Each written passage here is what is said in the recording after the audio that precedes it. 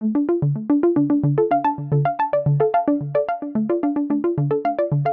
I'd like to do part 2 of my review of vintage watch bracelets. This is one of the older types, and this is what you would call a Bonklip type bracelet. I say Bonklip type. Bonklip was a brand that manufactured this type of bracelet, and it's sort of considered the ideal version of it, even though other manufacturers made it as well.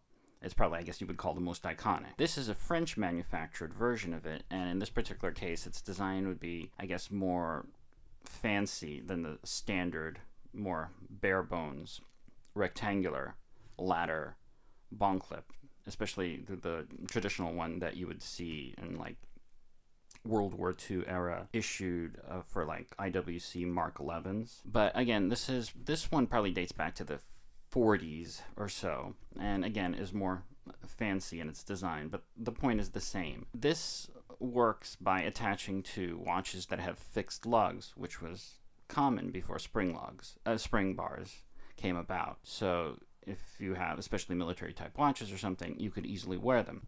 And the other element, because it's so long, is that it's really easy to customize the length by this sort of alligator clip design, where you pry this open and it comes loose, and you can adjust it to your wrist size, this being where the watch would go, shorten or elongate it as necessary, open up the alligator clip mouth and close it, and there you have it. This is a 19mm version, which is relatively rare because watches were smaller, and there are also 20mm versions, especially Bonklip, which is probably the most desirable, especially if you're into recreating the aesthetic of military issue watches from like World War II or earlier. These are the types of bracelets you'd probably be interested in getting. They're a little awkward to wear nowadays because it really is sort of bracelet, like ornamental bracelet-y aesthetic versus more of a traditional watch aesthetic, so it's obviously not for everyone, but it's sort of fun to wear every once in a while. And these are obviously stainless steel, and it has very few parts on it, so long as your alligator clip stays in place, you can easily wear it with your fixed lug watch. And that's it. These aren't terribly desirable, so the prices aren't that bad, and for search purposes you would usually do Bonklip bracelet, because that's usually, again, how most people lump them in, even if it's another manufacturer. Next up of interesting bracelets is the Rivet Bracelet. In this case, it's on a Zodiac Seawolf, and this is a watch probably from the mid to late 60s. Rivet bracelets are most well known in their association with early Rolex Submariners, and they're called rivets for obvious reasons.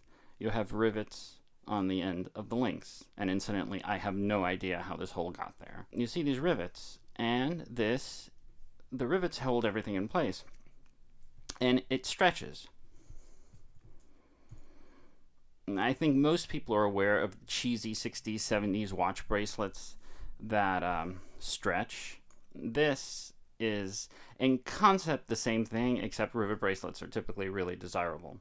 They're sort of not the most reliable. As you can see, this is sort of coming apart, and I think there are a number of people who sort of service them. I don't think it would be sensible to wear these probably on a regular basis, especially like in this case where this is coming loose a little bit right there. But I do wear it occasionally, and it's sort of fun. It's basically, again, oh, see, here's an example of it coming a bit loose. This particular one is made by Janvor USA, but there are other manufacturers, and again, the Rolex manufactured ones are probably the most famous and the most expensive.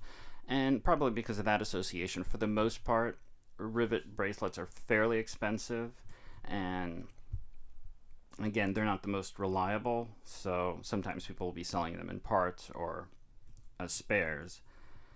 And obviously, if you're going to be eBaying rivet bracelets, you're going to see pretty high prices, so you have to be a little bit more open-minded in your search terms. But that's that, and this has fitted links for an 18mm lug watch in this case, And it looks really nice on the wrist. It's really convenient that you don't have to really fit it, aside from, you know, changing the length here. It can accommodate most wrists, and I wish it was a little bit tighter, but I do think it looks really nice. Again, though, unless you can get it really cheaply, or it comes with a watch you're interested in, I couldn't really advise getting these, because again, they're sort of flimsy despite looking cool, and the Rolex market really drives up the price on these. So it's sort of a mixed bag, but again, for the most part, these are going to be pricey. But that's our Rivet bracelet. And last one in this part I'll talk about is the gay Freres bracelets. They're probably most well known. They have an association with Rolex, and sorry for the debris that came off. This has been in storage. Gay Freres is a manufacturer of watch bracelets. Ultimately, they were bought up by Rolex, and so they have a strong association with them. But actually, for collectors of sports watches, especially of the 70s, they're probably more associated with their ladder bracelets, especially on Zenith watches. This particular one is from a Longines dive watch, and it's 22 millimeters. I'm still looking for the right end links. I'm pretty sure I have the incorrect ones. But really, for the gay Freres ones from the 70s, again, it's the ladder design that's probably their most famous. I don't think it's anything that special personally. I think, for instance, the NSA build is much nicer. But these do have a very 70s look to them. And for certain watches, they really help complete the look. And like I said with the NSA bracelets, the clasp is usually a giveaway. The clasp stamping on this, here's the GF for gay Freres. Sorry if I mispronounced that, is here, and you can tell that this is a really high quality piece of metal. And in part 3 I'll show the difference with lower quality ones, but like with the NSA, you can tell this is quality. In my opinion, I think, again, the NSA is nicer. I mean, as far as durability, it's really hard to say. These are, you know, 40, 50 plus year old bracelets, so it's really difficult to say. But overall, it's really nicely made. It's a really nice clasp, and obviously having the proper brand stamp makes it that much more desirable. But I think the prices for these are sort of also getting out of hand. And again, obviously, if you have a watch from this time period that has a matching bracelet, you're going to try to get it. And again, that's what drives up the prices, and especially with Zenith's desirability going up. Overall, it's a bracelet, at least in this type of guise, I could only recommend if you have a particular watch that really fits the bracelet.